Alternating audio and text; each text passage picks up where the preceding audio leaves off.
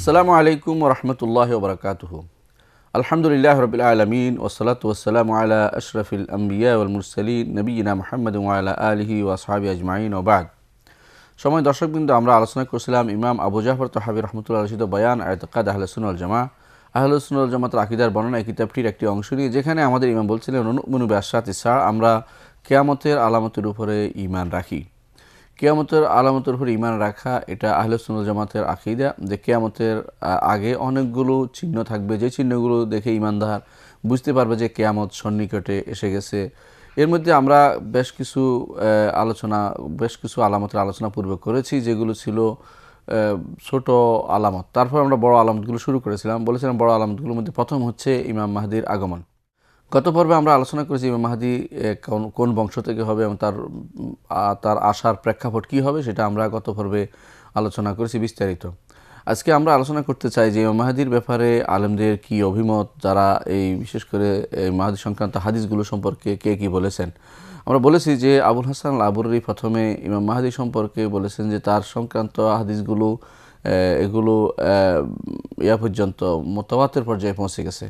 এগুলি মুতাওয়াতির পর্যন্ত পৌঁছে, এগুলি অস্বীকার করলে হাদিসে তাওয়াতুরকে অস্বীকার করা। আর আমরা জানি যে মুতাওয়াতির হাদিস অকাট্য অর্থ দেয়, অর্থাৎ যে হাদিসগুলো অস্বীকার করলে মানুষ ঈমান হারা হয়ে যায়, এই জন্য সেগুলিকে অস্বীকার করা যাবে না।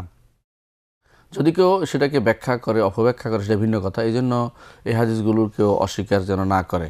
প্রথমে আমরা বলেছি ইমাম আবুল হাসান আল আবুরি তিনি প্রথমে এই বলেছিলেন যে এগুলি তাওয়াতুর পর্যায়ে পৌঁছে গেছে। তারপর ইমাম মুহাম্মদ আল বারাজানজি তিনিও বলেছেন যে এই হাদিসগুলো মুতাওয়াতির পর্যায়ে চলে গেছে, অর্থাৎ মুতাওয়াতির মানই বলে তারা এগুলোকে। তার একটা কিতাব আছে আল ইশা লি আশরাতিস সাআ, সেখানে তিনি এই ঘোষণাটি দিয়েছেন। ইমাম আবুল হাসান আবুরি তিনি অবশ্য তার যে গ্রন্থে তিনি বলেছেন, সেখানে তিনি এই বিষয়টি উল্লেখ করেছেন। তার এই কথাটি অন্যরা নিয়ে আসছেন, বিশেষ করে ইমাম ইবনে হাজার রহমতুল্লাহ আলাইহি তিনি তার কিতাবে নিয়ে আসছেন এই বিষয়টি আলোচনা করার জন্য। তৃতীয় যে ইমাম তিনি বলেছেন যে এই হাদিসগুলো মুতাওয়াতির পর্যায়ে পৌঁছে গেছে, তিনি হচ্ছেন ইমাম আস-সাফারিনি। আস-সাফারিনি রাহিমাহুল্লাহ তিনি ছিলেন বিখ্যাত আলেম, বিশেষ করে হাম্বলি মাযহাবের বড় আলেম। তিনি বলেছেন যে এই ওনার সংক্রান্ত যে সমস্ত হাদিস আছে, ইমাম মাহদি সংক্রান্ত হাদিসগুলো মুতাওয়াতির পর্যায়ে পৌঁছে গেছে। তার একটা কিতাব আছে, কিতাবের নাম হচ্ছে লাওয়ামিউল লাওয়াইহুল আনওয়ার আস-সাবাহিয়া ওয়া সাওয়াতুল আসরার আল আথারিয়া আল মুদিয়া লিশারহ দুরাতিল মুদিয়া ফি আকদিল ফিরকাতিল মারদিয়া। তিনি এই গ্রন্থের মধ্যে সেই বিষয়টি বলেছেন, অর্থাৎ তিনি উল্লেখ করেছেন যে হাদিসগুলো মুতাওয়াতির পর্যায়ে পৌঁছে গেছে। তৃতীয়ত যেই ইমাম বলেছেন যে এগুলি মুতাওয়াতির পর্যায়ে পৌঁছে গেছে, তিনি হচ্ছেন সাফারিনি। চতুর্থ হচ্ছে ওই ইমাম যিনি আরব আজম বিখ্যাত একজন ইমাম, যার হাদিসের তাহকিকি দৃষ্টিকোণ আছে, তিনি হচ্ছে ইমাম শাওকানি রাহিমাহুল্লাহ। তিনি বলেছেন যে মাহদি আল মুনতাজার, যে মাহদির অপেক্ষা আমরা করছি, যে মাহদির সঙ্গে যে সমস্ত হাদিস এসেছে সেগুলো প্রায় 50-এর মতো হাদিস এসে গেছে, অর্থাৎ 50টি হাদিস এসেছে। তাদের মধ্যে সেগুলোর মধ্যে কোনোটা আছে সহিহ, কোনোটা হাসান, কোনোটা দুর্বল। যে দুর্বলগুলো গ্রহণযোগ্য এরকম দুর্বল হাদিস, অর্থাৎ সব মিলিয়ে 50-এর কাছাকাছি হাদিস এসেছে, যেগুলো দ্বারা আমরা ইমাম মাহদির আগমন সাব্যস্ত করতে পারি যে ইমাম মাহদি আসবেন। ইমাম সিদ্দিক হাসান আল কানুজি পঞ্চমত, তিনি হচ্ছেন ইমাম শাওকানির ছাত্র এবং তিনি ভারতীয় একজন বড় আলেম। তার অনেক গ্রন্থ আছে। তিনিও বলেছেন যে আহাদিসুল ওয়ারদা ফি হিয়া ফিল মাহদি, ইমাম মাহদি সংক্রান্ত হাদিসগুলো মুতাওয়াতির পর্যায়ের, যেগুলো কেউ অস্বীকার যেন না করে। এই হাদিসগুলো বেশিরভাগই মরজাম মাসানিদে আসছে এবং সুনানে আসছে এবং মারাজেম আসছে, যে মারাজেমুল কাবিল তবরানি বা মরজামুল কাবিল মরজামুল সাগীর তবরানি অথবা আওসাত অথবা মারাজিম, বড় বড় হাদিসের ভান্ডার যে সমস্ত কিতাব আছে সেগুলোর মধ্যে আসছে। শেখ মোহাম্মদ ইবনে জাফর আল কিতানি তিনি বলেছেন যে এই হাদিসগুলো মুতাওয়াতির পর্যায়ে চলে আসছে। তিনিও এই হাদিসগুলোকে অস্বীকার না করার জন্য বলেছেন যে এগুলি অস্বীকার করা যায় না, মুতাওয়াতির পর্যায়ে চলে গেছে। এই জন্য আলেমরা ভিন্ন ভিন্নভাবে কেউ কেউ কিন্তু এর উপরে গ্রন্থ লিখেছেন। অর্থাৎ সাধারণত এই হাদিসগুলো আমরা দেখি সুনান আরবাতে আসছে, মুসনাদে আসছে, মুসনাদ আহমদে আসছে, মুসনাদ বাজ্জারে আসছে, মুসনাদ আবু ইয়ালা আসছে, মুসনাদ হারিস ইবনে আবি উসামে আসছে, মুস্তাদরাক হাকিমে আসছে, মুসনাদ ইবনে আবি শাইবা হাদিসগুলো আসছে, সহিহ ইবনে খুজাইমে আসছে। ইত্যাদি অন্যান্য হাদিস মাআজেমে আসছে বা মুসান্নাফাতে আসছে, সেগুলোতে আসার কারণে মাসানিদে আসছে, সেই হাদিসগুলো সবগুলো একত্রিত করে অনেকে ভিন্ন ভিন্ন গ্রন্থ লিখেছেন। তার মধ্যে প্রথম যিনি একত্রিত করে লিখেছেন তিনি হচ্ছেন হাফেজ আবু বকর ইবনে আবি খাইসামা। তিনি হাদিসুল ওয়ারদা ফিল মাহদি এর উপরে তিনি একটি গ্রন্থ লিখেছেন। যেমন ইবনে খালদুন রাহিমাহুল্লাহ তার মুকাদ্দিমার মধ্যে উল্লেখ করেছেন। অনুরূপভাবে সুয়ুতি একটি গ্রন্থ লিখেছেন এই বিষয়ের উপরে, তিনি নাম দিয়েছেন আল উরফুল ওয়ারদি ফি আখবারিল মাহদি। তিনি এই গ্রন্থটি তিনি তার হাউই হিল ফাতওয়ার মধ্যে উল্লেখ করেছেন। হাফিজ ইবনে কাসির রহমতুল্লাহ আলাইহি রাহিমাহুল্লাহ তিনি তার কিতাব নিহায়া ফিল ফিতান ওয়াল ফিতানে আল নিহায়া ফিতান ওয়াল মালাহিব, এই কিতাবের নিহায়া ফিল ফিতান ওয়াল মালাহিব এই কিতাবের মধ্যে তিনি আলাদাভাবে একটা জুজ উল্লেখ করেছেন পুরোপুরি ইমাম মাহদির উপরে যে সমস্ত হাদিস সেগুলিকে তিনি আলাদা উল্লেখ করেছেন। অনুরূপভাবে ইমাম আলী আল মুত্তাকি আল হিন্দি তিনি মাহদির উপরে আলাদা একটি রিসালা লিখেছেন, ছোট বই লিখেছেন। ইবনে হাজার আল মাক্কি যাকে আমরা বলে থাকি ইমাম শাফিঈদের একজন ইমাম, তিনি ইবনে হাজার আল হাইতামি বলা হয়, তাকে হাইতামি বলা হয়, ইবনে হাজার আল হাইতামি। তিনি ইবনে হাজার আসকালানি নন, তিনি আরেকজন, তিনি হচ্ছেন ইবনে হাজার আল মাক্কি বলা হয় তাকে, বা মুফতি, তিনি তখনকার মক্কায় ছিলেন, ফাতাওয়া আল মাক্কিয়া তার বিখ্যাত গ্রন্থ। তিনি একটি আলাদা গ্রন্থ লিখেছেন মাহদির উপরে, নাম দিয়েছেন আল কাউলুল মুখতাসার ফি আলামাতিল মাহদি আল মুনতাজার, এটি গ্রন্থ লিখেছেন। অনুরূপে মোল্লা আলী কারি রাহমাহুল্লাহ তিনি একটি গ্রন্থ লিখেছেন, নাম দিয়েছেন আল মুশরাবুল ওয়ারদি ফি মাযহাবিল মাহদি। মুশরাবুল ওয়ারদি ফি মাযহাবিল মাহদি তিনি একটা গ্রন্থ লিখেছেন। আল ইমাম আল হাম্বলি মারঈ ইবনে ইউসুফ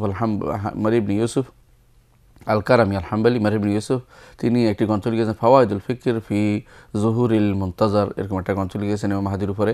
ইমাম শওকানি নিজেও একটি গ্রন্থ লিখেছেন, নাম দিয়েছেন আত তাওদীহ ফি তাওয়াতুরি মা জাআ ফিল মাহদি আল মুনতাজার ওয়াদ দাজ্জাল মাসিহ ওয়াল মাসিহ, এই ব্যাপারে তিনি একটি গ্রন্থ লিখেছেন।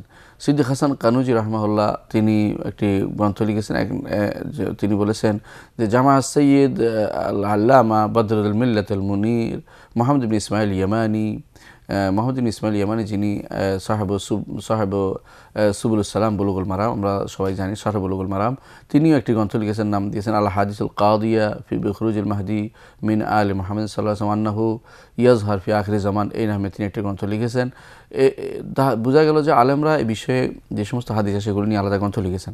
এটা এই কারণে যে হাদিসগুলো যেন কেউ অস্বীকার না করে, কিন্তু তারপরেও দেখা গেছে দুঃখজনকভাবে কেউ কেউ হাদিসগুলো অস্বীকার করেছে। যারা অস্বীকার করেছে তারা বেশিরভাগই দেখা গেছে যে দুই কারণে অস্বীকার করেছে। একটি হচ্ছে যখন দেখে যে এর কারণে ফিতনা তৈরি হয়, অথবা কেউ কেউ সেটাকে একই ধরনের বিভিন্ন রকমের হাদিস দেখে মনে করছেন যে এগুলো দুর্বল, অথবা কেউ কেউ মনে করছেন যে বুখারী মুসলিম যেহেতু আসেনি সেহেতু হাদিসগুলো দুর্বল। এই কোনোটাই কিন্তু ধূপে টেকে না, কারণ সব হাদিস বুখারী মুসলিমে আসতে হবে জরুরি নয়, সহিহ হাদিসের বাইরেও আছে। দ্বিতীয়ত যে এই যারাই এগুলো অর্থ সুন্দরভাবে প্রকাশ করতে পারেনি তাদের উচিত ছিল অন্যদের শরণাপন্ন হওয়া, যারা সুন্দরভাবে সেগুলি প্রকাশ করতে পারে, কিন্তু নিজেরা অস্বীকার করা তাদের ঠিক হয়নি।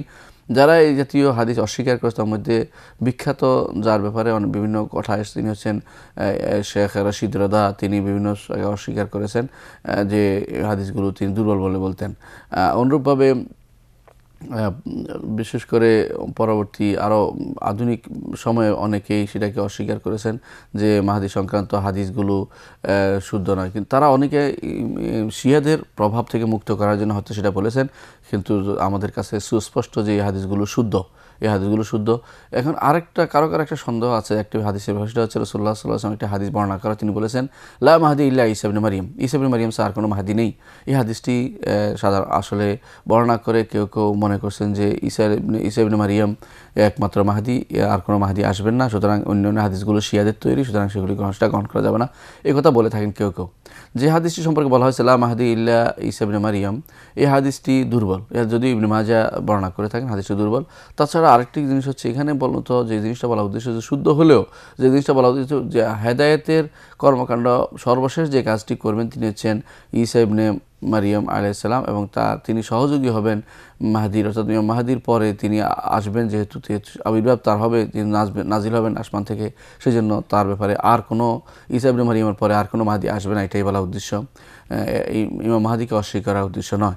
তারা আমরা বুঝতে পারলাম যে ইমাম মাহদি আসবেন এবং তিনি এসে মুসলিমাকে সঠিক পথের দিশা দিবেন এবং তিনি এই রাসূলুল্লাহ সাল্লাল্লাহু আলাইহি ওয়াসাল্লামের রাসূলুল্লাহ বংশধরের মধ্যে হবেন, আলী রাদিয়াল্লাহু আনহুর সন্তানদের মধ্যে হবেন, ফাতেমা রাদিয়াল্লাহু আনহার বংশধর সন্তানদের মধ্যে হবেন, তার বড় সন্তান হাসানের বংশধর থেকে হবেন এবং তার নাম হবে মুহাম্মদ, তার পিতার নাম হবে আব্দুল্লাহ। এবং তিনি এমন সময় আসবেন যখন একজন খলিফার 3 সন্তান যুদ্ধ করতে থাকবে এবং কাবার সম্পদ ছিনিয়ে নিতে চেষ্টা করবে, তখন তিনি আসবেন এবং তার অনুসারী যারা হবে পূর্ব দিক থেকে মানুষরা আসবে, তার অনুসরণ করবে। তিনি ওই ব্যক্তি নন যার অপেক্ষায় রয়েছে শিয়ারা, বা তিনি ওই ব্যক্তি নন যে যার অপেক্ষায় রয়েছে বিভিন্ন রকমের পথভ্রষ্ট বিভিন্ন সেক্টগুলো বা উপজাতিগুলো বা বিভিন্ন ইসলামিক উপদলসমূহ, তিনি সেই ব্যক্তি নন, বরং আল্লাহ তাআলা তাকে প্রয়োজন মোতাবেক যখন তিনি প্রয়োজন মনে করবেন তখন তিনি তাকে প্রেরণ করবেন। তার পিছু নিয়ে তার জন্য অপেক্ষা করে ইসলামের কাজ, দাওয়াতের কাজ বন্ধ রেখে, অথবা তাকে অনুমান করে এত তারিখে বের হবেন বা দুনিয়াতে এখন এসে গেছেন, এই জাতীয় ধারণা করে কথা বলা থেকে আমাদের দূরে থাকতে হবে।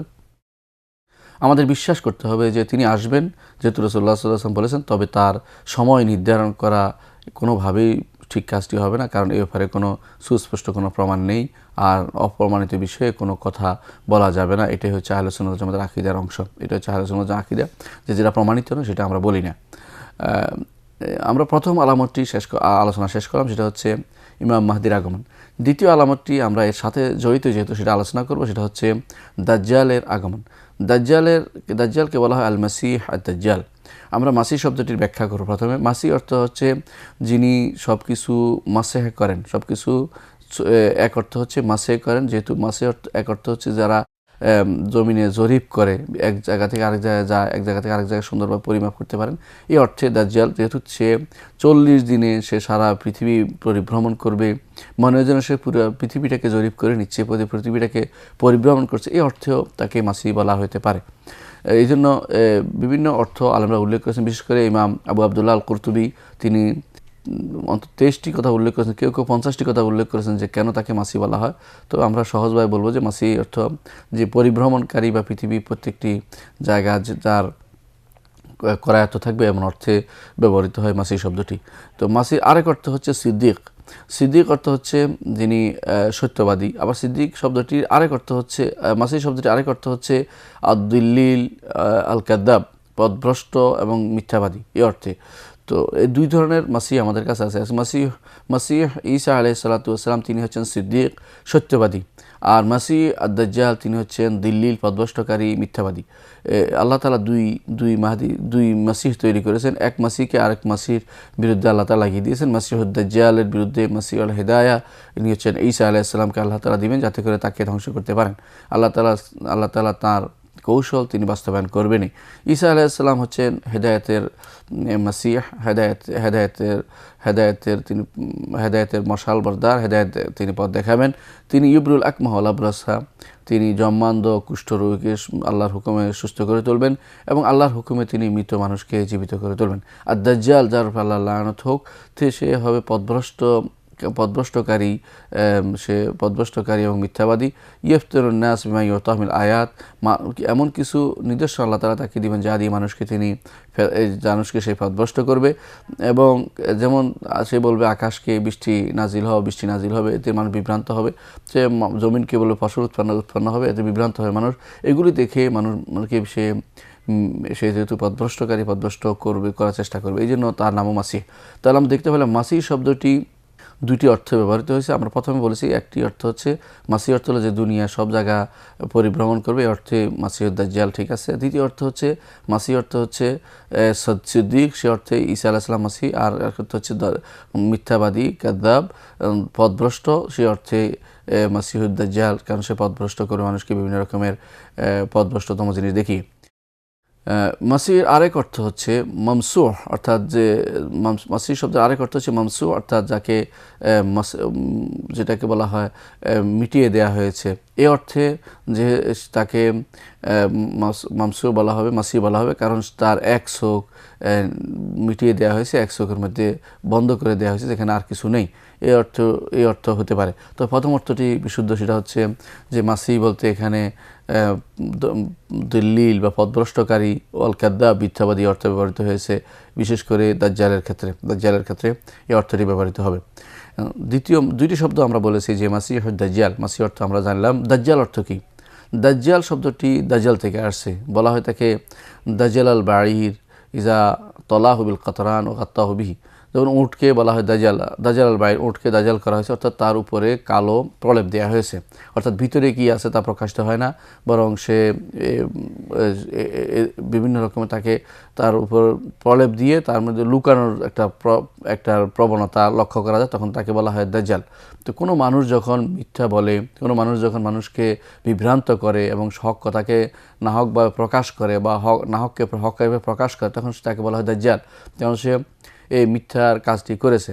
এই জন্য দাজ্জাল হচ্ছে যে মিথ্যাবাদী এবং যে মানুষকে বিভ্রান্ত করে, ভালোকে মন্দকে ভালো দেখিয়ে মানুষকে বিভ্রান্ত করে, তাকে বলা হয় দাজ্জাল। এই বেশি মিথ্যা বলার কারণে তার নাম হয়েছে দাজ্জাল। ইমাম মালিক রহমতুল্লাহ আলাইহি এই জন্য কখনো তিনি কাউকে বলেছেন দাজ্জালা, মিনাদ দাজ্জালা, অমুক দাজ্জালা অন্তর্ভুক্ত। এই শব্দটি আসলে খুব বেশি ব্যবহার হয় না, তিনি শুধু ব্যবহার করেছেন মালিক রহমতুল্লাহ আলাইহি। তো এই দাজ্জালুন কাদ্দাবুন হাদিসে আসছে, রাসূলুল্লাহ সাল্লাল্লাহু আলাইহি ওয়াসাল্লাম দাজ্জালুন বলা হয়েছেন, দাজ্জালা জামে তাকসির ব্যবহৃত হয়। দাজ্জালুন কাদ্দাবুন অর্থাৎ অনেক বড় মিথ্যাবাদী। দাজ্জাল শব্দের নিজেই অর্থ বহু বেশি বোঝায়, অর্থ যে অনেক বেশি মিথ্যাবাদী, অনেক বেশি হক গোপনকারী, অনেক বেশি হককে বাতিলকে হক রূপে প্রকাশকারী। এই হচ্ছে দাজ্জালের অর্থ, দাজ্জাল শব্দের অর্থ। দাজ্জাল সম্পর্কে আরেকটি কারণ হচ্ছে দাজ্জাল যেহেতু আওয়ার হবে, গোরা হবে, অর্থাৎ তার এক চোখ কানা হবে, মিথ্যাবাদী হবে, তখন তাকে চোখের সামনে যেই পড়বে সে বিভ্রান্ত হবে এবং তবে কেউ ভয় পাবে, কেউ ভিন্ন অবস্থা তার তৈরি হবে, যেন তাকে দাজ্জাল বলা হয়েছে। কারণ হককে সে বাতিলকে হক রূপে প্রকাশ করার জন্য চেষ্টা করবে এবং তার লোক সংখ্যা এত বেশি হবে যে মানুষ তার জিনিসটা সম্পর্কে জানতে পারবে না, যেটা আসলে সত্য কি মিথ্যা। সাধারণত মানুষ কোনো ব্যাপার যখন ছড়িয়ে পড়ে, মানুষ অনবরত তার পিছনে চলতে থাকে, হক বাতিলের চিন্তা তারা করে না। দাজ্জালের অবস্থা এমন হবে যে মানুষ অনবরত তার অনুসারী হবে এবং অনেকেই তার প্রকৃত অবস্থা না জেনে তার অনুসরণ করবে, যেন তার নাম দাজ্জাল হতে পারে। দাজ্জালের ব্যাপারে মানুষ বিভিন্ন রকমের বর্ণনা আসছে। কেউ বর্তমান সভ্যতাকে দাজ্জাল বানিয়ে নিয়েছে, এটা কিন্তু একটা ভুল কথা। বর্তমান সভ্যতা দাজ্জাল এটা বলা যাবে না। এরকম সভ্যতা আগেও গেছে, এরকম সভ্যতা পৃথিবীর শুরু থেকে আসছে। সভ্যতা সবসময় ঘূর্ণায়মান, আসে যায়। এক সময় মানুষ কাপড় চোপড় পরে থাকতো, এখন মানুষ উলঙ্গ হচ্ছে, আবার কাপড় চোপড় পরে থাকবে, আবার উলঙ্গ হবে। এইভাবে সভ্যতা ঘূর্ণায়মান। আর সভ্যতার সর্বোচ্চ স্তরে মানুষ যখন পৌঁছে গেছে তখন বিভিন্ন রকমের কাজ তারা করছে সভ্যতার এই মারপ্যাচের কারণে। কিন্তু এটাকে দাজ্জাল বলার কোনো সুযোগ নাই। কেউ এই জাতীয় জিনিস না করে দাজ্জাল বলতে বানিয়েছে যে কোনো দেশের সেনাবাহিনী যেহেতু এক চোখ আছে সেটা দাজ্জাল বানিয়েছে, কেউ এই জাতীয় পুলিশ বাহিনীকে এক চোখ দাজ্জাল বানিয়েছে, কেউ কোনো টেলিভিশনকে দাজ্জাল বানিয়েছে, কেউ কোনো খেলাধুলাকে দাজ্জাল বানিয়েছে। এই জন্য মানুষের ভিতরে বড় ধরনের প্রবণতা লক্ষ্য করা যায় যে আল্লাহ এবং তার রসুল যে সমস্ত কথা বলেছেন সেগুলো না জেনে অনাহুত অকারণে বিভিন্ন নসুসকে বিভিন্নভাবে তারা অপব্যাখ্যা করে, তারা দাজ্জালের ভিন্ন অর্থ করে রাসূলুল্লাহ সাল্লাল্লাহু আলাইহি ওয়াসাল্লামের বর্ণিত হাদিসের দিকে না তাকিয়ে তারা পথভ্রষ্ট হচ্ছে। এর কারণ হচ্ছে দাজ্জালের সিফাতগুলো জানা দরকার। রাসূলুল্লাহ সাল্লাল্লাহু আলাইহি ওয়াসাল্লাম দাজ্জাল কীরকম হবে, তার কি অবস্থা হবে, কি করবে, এগুলি বলেছে। কিন্তু সভ্যতা কখনো এরকম নয়। সভ্যতা তো কথা বলতে পারে না, সভ্যতার পিছনে কেউ দাঁড়াবে না, সভ্যতার কেউ হত্যা করতে ঈসা আলাইহিস সালাম আসবে না, বা সভ্যতার সামনে দাঁড়াবে না, বা তার পিছনে এর আগে মদিনাতে যে দাজ্জালের কথা আসবে যে কি করবে সেগুলিও সভ্যতার সাথে সামঞ্জস্যশীল নয়। এই জন্য আমরা বলি যারা এই জাতীয় দাজ্জালকে অপব্যাখ্যা করছে, যারা দাজ্জাল শব্দটা অপব্যাখ্যা করছে এবং মনে করছে দাজ্জাল সভ্যতার নাম বা কোনো ইউরোপিয়ানদের নাম অথবা যারা কোনো বিশেষ কোনো লোকের নাম বা কোনো লোকের কর্মকাণ্ডের নাম, এগুলি কোনোটাই ঠিক নয়। কারণ দাজ্জাল বিভিন্ন সময় আসবে। একটা জিনিস আমাদের জানা দরকার যে দাজ্জাল অর্থ হচ্ছে কঠিনভাবে যে মানুষকে হককে বাতিলকে হক রূপে প্রকাশ করে, এরকম সেটা কোনো মানুষও হতে পারে। কিন্তু মাসিহুদ দাজ্জাল যে সে ভিন্ন জিনিস, সেটা বিরাট জিনিস। তার ব্যাপারে প্রত্যেক নবী তার উম্মতকে সাবধান করে গেছে। এর অর্থ হচ্ছে এটা একটা কঠিন এক কাজ, যে কাজের ব্যাপারে এক ব্যক্তি, যে ব্যক্তির ব্যাপারে সবাই সাবধান করে গেছে, সেটা এরকম নয় যে সেটা কোনো সাধারণ কোনো ব্যক্তিত্ব। সাধারণত মানুষ কাউকে খারাপ অবস্থা দেখলে বলে দাজ্জাল, দাজ্জালের মতো কাজ করতো দাজ্জাল, অথবা মহিলা যদি কোনো খারাপ বলে মহিলা দাজ্জাল, এই যদি যখন বলা হয় এর অর্থ বোঝায় যে তার সীমা লঙ্ঘন করে গেছে, এটা বোঝানোর জন্য উদ্দেশ্য। কিন্তু এই জাতীয় মানুষ হতে পারে, সীমা লঙ্ঘন হতে পারে, যে সভ্যতা সীমা লঙ্ঘন করেছে, কিন্তু মূল দাজ্জাল, যে মূল দাজ্জালকে কখনো সভ্যতা বা কোনো রকমের ভিন্ন রূপ, কোনো কিছুর কর্মকাণ্ডের নাম দাজ্জাল দেওয়া যাবে না। সেই দাজ্জাল মানুষ হবে, সেই দাজ্জালের গুণাগুণ ইনশাআল্লাহ আমরা পরবর্তী কোনো পর্বে বিস্তারিত আলোচনা করব। ততক্ষণ আপনারা সুস্থ থাকুন, আল্লাহ তাআলা আপনাদেরকে সঠিক পথে রাখুন। ও আখিরু দাওয়ানা আলহামদুলিল্লাহি রাব্বিল আলামিন। আসসালামু আলাইকুম ওয়া রাহমাতুল্লাহি ওয়া বারাকাতুহু।